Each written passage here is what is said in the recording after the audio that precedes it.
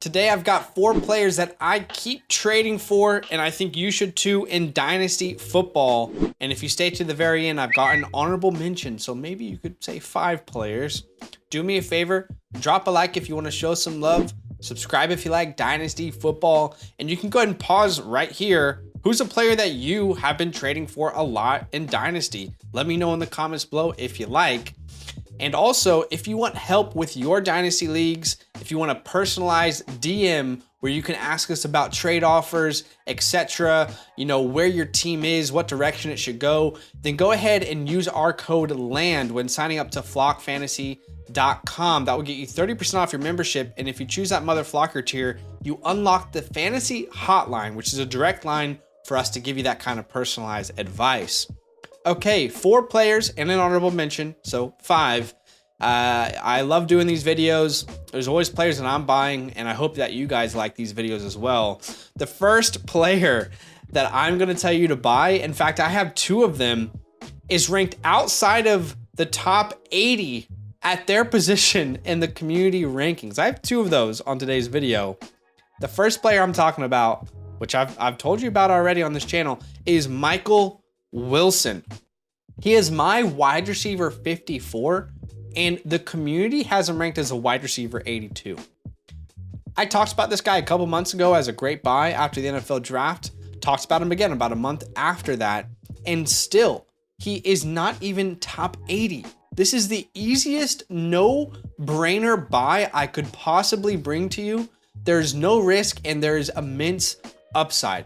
First, let's talk about his time in college. He was a 4-star recruit, stayed in the state of California to play at Stanford, declared for Stanford, broke out in 2019 as a young sophomore at the age of 19, where he contributed to over 21% of Stanford's total receiving offense. And after that, it's really tough. A lot of injuries, unfortunately, that really derailed his young collegiate career. But after that, he goes to the Senior Bowl, puts himself on the map. In previous years, we've seen other really good NFL wide receivers establish or put themselves on the map at the Senior Bowl, a la Christian Watson, Michael Pittman, Terry McLaurin, Cooper Kupp was a big Senior Bowl guy, Hunter Renfrow, Debo, Michael Gallup, to name a few. Some of these guys who didn't have the cleanest careers, but man, you could see the talent at the Senior Bowl. Before the Senior Bowl, Michael Wilson was the consensus 340th ranked player in the NFL draft, meaning he was going to go undrafted. He did end up getting drafted, obviously, in round 3 by the Arizona Cardinals. And here's what the Cardinals fell in love with. They fell in love with that size, 6'2", 213 pounds. There's not much of that in this 2023 class. A lot of undersized guys. They also fell in love with his ability to use that size. His contested catch ability showed up a lot at the Senior Bowl and in the small bit of film that we have on him as a collegiate player. They fell in love with his overall athleticism. He scored a 9.55 out of 10 relative athletic score, which ranks 139 out of 3,062 wide receivers from 1987 to present day, meaning he tested better than 95% of wide receivers as prospects in the last 35 years. And his best attributes, in my opinion, is his release package and his route running. He had a great explosive score, which lines up with the film and also goes to show his great ability to get off the line of scrimmage. That release package is very special. It reminds me a lot of, if you guys remember, Michael Thomas coming out of Ohio State. You see a lot of similarities in their ability to get off the line of scrimmage and manipulate defenders. I think he could develop into one of the premier route runners in the NFL. And his potential with the Cardinals is really just getting started. The Cardinals released this offseason, as we know, DeAndre Hopkins, who was a vulture for targets, averaging 10.7 targets per game. This is a brand new GM, a brand new head coach, and the first receiver they bring into the building is a 3rd-round pick in Michael Wilson. Yeah, you know, Hollywood Brown is there. He'll likely be the number 1. But and I still like Hollywood Brown. I'm not anti-Hollywood Brown. But outside of him, who is he competing with? Rondale Moore and Greg Dortch. Okay, here's how I imagine this Cardinals wide receiver core operating in 2023. Because yeah, I've been saying this pretty much since the NFL draft. I guess I'm tooting my own horn. Yeah, sorry. But I've been saying this since NFL draft. I think he can start for this team year one. I imagine you'll see Hollywood Brown as a wide receiver 1. I think he'll be outside and in the slot. He'll move around.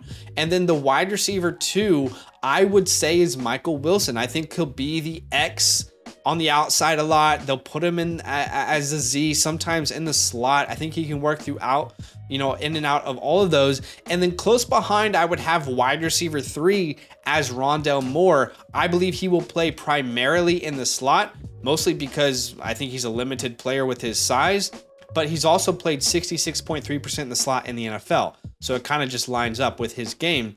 And honestly, you tell me, as much as I love Hollywood Brown, I brought him as a buy low many times this offseason. I think he'll be fantastic with Kyler Murray. As much as I love him, when you look at all these wide receivers on this team, their size, their route running, their versatility, you could say Michael Wilson has the best chance to be a true Alpha X #1 guy on this team. All the other receivers are limited with size, limited with versatility, and he will have good quarterback play. This is why Michael Wilson is so cheap right now, because Kyler Murray, we have no idea when he will be back, but he will be back this year. He will have good quarterback play. Maybe it's a second half of the season where he really starts to take off. And if you are one of those people who believes that Kyler Murray will be replaced by Caleb Williams, then what's the harm there? You're going from Kyler Murray, who's already proven to, make good fantasy wide receivers, to Caleb Williams, one of the best wide receiver prospects in the last decade. So regardless, if you like Kyler, you think he's going to stay, or you don't, he will have good quarterback play, and you can't beat this price. Wide receiver 82 is ridiculous. How is he still? Is no one watching my videos? Maybe no one's watching. Wide receiver 82? Come on, that's insane. I thought he would at least jumped up 10 spots in 80 in community rankings since I last brought him. Here's some players that you could start a conversation with in trades. Again, it's not a perfect science, but start conversations around these names. Darnell Washington's getting hype. Use him in a trade. Luke Schoonmaker, Zay Jones, KJ Osborne, Jerick McKinnon. If you're not a win now team, use him. He's a great piece to use. Khalil Shakir, Curtis Samuel. These are names that are adjacent to his value in the community. Start a conversation around the guy that you don't really love on your team, and you'll potentially land Michael Wilson. Maybe you throw in a 4th round pick. Right now, if you're looking at just using draft capital, a future 3rd round pick could get the job done. Whatever you do, in every league you're in, send out an offer for Michael Wilson. Genuinely, there's no risk, and the reward is definitely there if he hits. All right, the second player that I think you need to go buy, and I'm kind of all in on him now, I have to be honest. As a former Trey Lance truther, I'm all in on buying Brock Purdy. From Mr. Irrelevant to the 49ers starting quarterback. Wow, here we are. It's crazy what a year makes in a year in time. The community has him ranked as the quarterback 20. He's my quarterback 19, and that might seem a little aggressive, but I think you're going to be with me on the same page once I explain why. Maybe not. Let me know in the comments below. But you know it. I know it. Your grandmother knows it. The guy on the street that you never talk to knows it. This is the 49ers guy. This is their guy. He's their starting running back. If you're still starting quarterback, if you're still holding on to the fact that they traded 3 first-round picks, you are stuck in a sunk cost fallacy and you're trying to dig your way out. Let's be honest. As a former Trey Lance stan, I loved Trey Lance last year.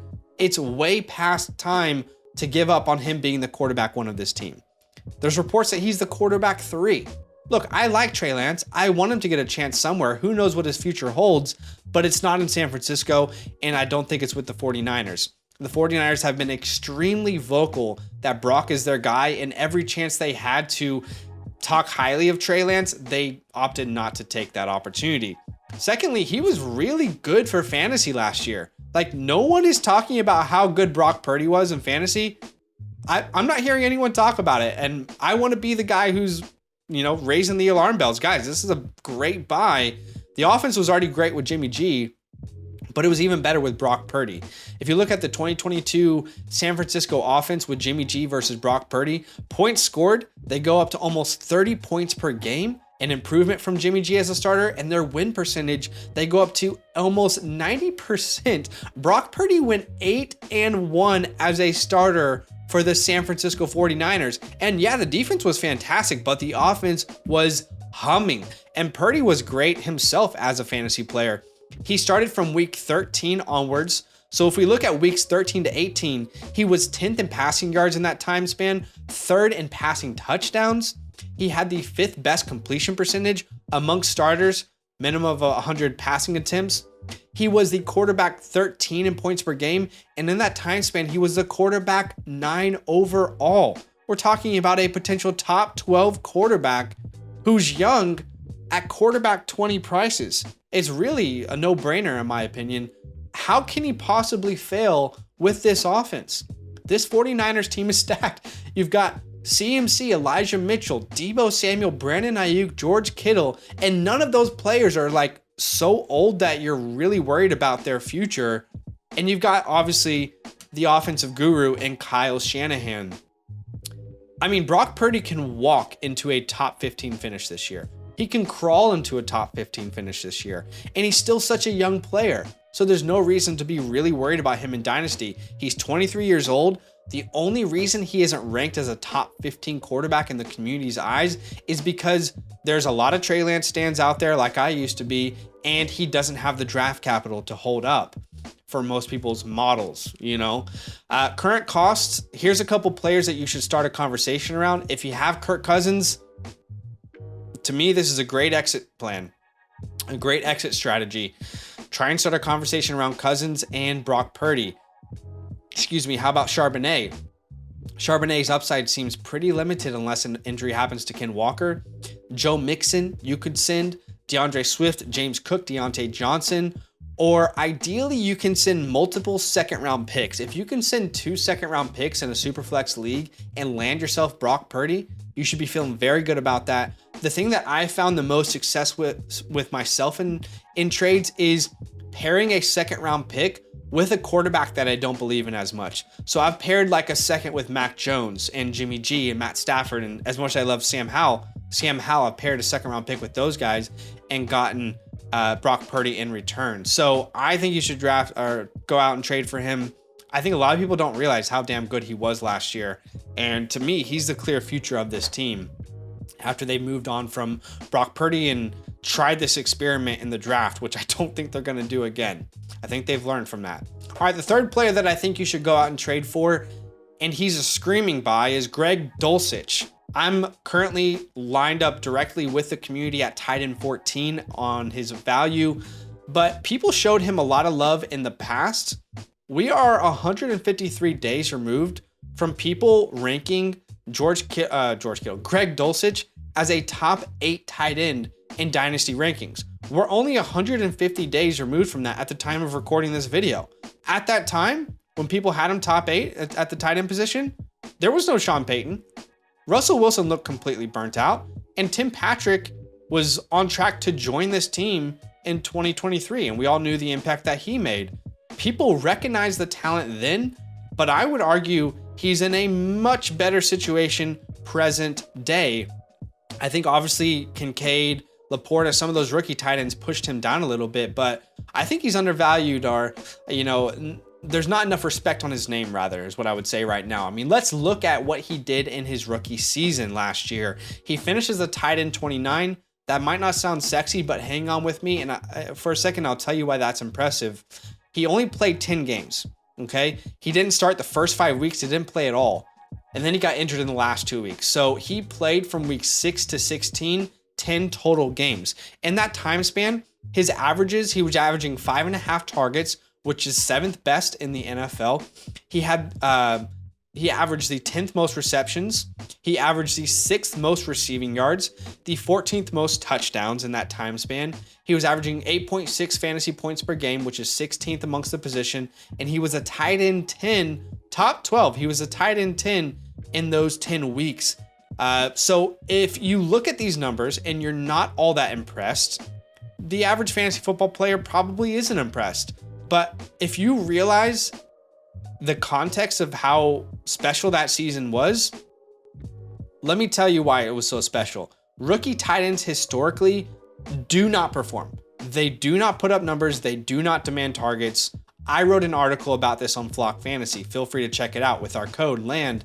Go sign up. You got a free 3-day trial if you want to read the article. But something I will take from it in today's video is I looked at the average fantasy finish for rookie tight ends in the last decade. And Greg Dulcich being a 3rd round pick, the average fantasy finish in the first year for a 3rd round pick at the tight end position is tight end 74. He finished as a tight end 29 and he missed 7 games. Guys, Greg Dulcich had a very, very impressive rookie season, and I don't think it should go unnoticed. He is miles ahead of where our expectations were. And the last thing I'll say on him is his role in this Sean Payton's offense could be very special. Payton has had success with the tight end position, Jimmy Graham, a little bit of Taysom Hill. He was quoted to have said that Dulcich has got traits that are exciting. And today was one of those days where you begin to have a vision for the player. Anytime a special NFL offensive mind starts to talk about a player like that, we need to pay attention. Here's how I personally envision this receiving core working out. Clearly, the number 1 target is going to be Jerry Jeudy. But after that, I would say that Sutton and Greg Dulcich will share the number 2 role or responsibilities, if you will. And if you think that sounds crazy, then let me tell you why it's not. In the time where Greg Dulcich started last year, from week 6 to 16, Courtland Sutton only averaged 0.75 more targets per game than Greg Dulcich in that time span. Maybe Courtland Sutton recovers his form that he had, when he was 24 years old, or maybe he has a lackluster year, opening the door for Greg Dulcich in a Sean Payton-led offense to be the 2nd best target. Regardless, long-term, I think Dulcich will be an important part of this team. I'm really excited about attaching myself to a player in a Sean Payton-led offense. And if you look at his current cost, here's some players that you could start a conversation around in trades. Kadarius Toney, Tank Bigsby, Tyler Lockett, AJ Dillon, Gabe Davis, if there's still truthers out there. I mean, we're seeing hype. Now's the time to use Gabe Davis, Marvin Mims, his teammate, Dalvin Cook, James Conner. And if you want, you can use a future 2nd round pick, obviously in a non-tight end premium, to go out and get Greg Dulcich. And the last player I'm going to tell you guys about today, now I have an honorable mention at the end that I'll talk about as well, but that I will go into depth about, is a player that you guys know if you were with us during the draft season that I love. He was a huge sleeper, and I think it's time to buy him again. Puka Nacua. He is currently ranked as a wide receiver 84. I mean, I'm bringing you no risk trades in today's video. I mean, who is talking about Puka Nacua on YouTube? It's me. Who else is talking about him? Actually, I want to know, does anyone else love him? Because I would love to go follow them on Twitter or something. I currently have him ranked as a wide receiver 68, so I'm about almost 20 spots higher than the community. This has been a player, like I said, that I've loved for quite some time. I've been higher than consensus for a while. I loved watching his film out of BYU. The first time I brought him on this channel was February 19th, if you guys remember all the way back then.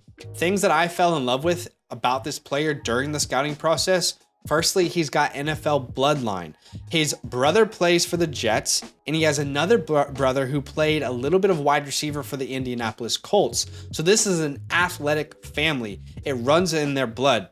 He was the 9th rated wide receiver receiving grade according to PFF last year. He has very impressive ball skills, specifically as a contested catcher. Something that I noticed was his ability to go up and grab the ball. Reminded me a little bit of Alec Pierce out of Cincinnati when I was watching his film. Most coaches absolutely raved about his competitiveness, which is rare to hear someone, make that a talking point. He has a big body, which you don't see much of that in this, in this draft. Like I said, with Michael Wilson, a lot of versatility, and he's a better yak receiver in college than people gave him credit for. He was 23rd out of 244 wide receivers and yards after the catch per reception last year, minimum of 55 targets. And he landed in what I would say is the perfect spot in the draft. Of course, I would want better than 5th round draft capital, but the Los Angeles Rams is the perfect landing spot for Puka Nacua. Look at the opportunity that he is stepping into. The depth chart currently, you got Cooper Kupp, who is, 30 years old. He's getting towards that point. He'll be the clear number one. But after that, you have Van Jefferson. Is Van Jefferson good enough to be a true number two? I don't know. You have to make that distinction. I like him, but still major question marks on Van Jefferson. Ben Skoranek, Tutu Atwell, who hasn't made an impression on the NFL in 2 years. Demarcus Robinson, who's been bouncing around team to team. Just kind of that staple deep threat that people use as their wide receiver 4. There's a legitimate chance that Puka becomes a starting asset for this team at some point in his rookie season.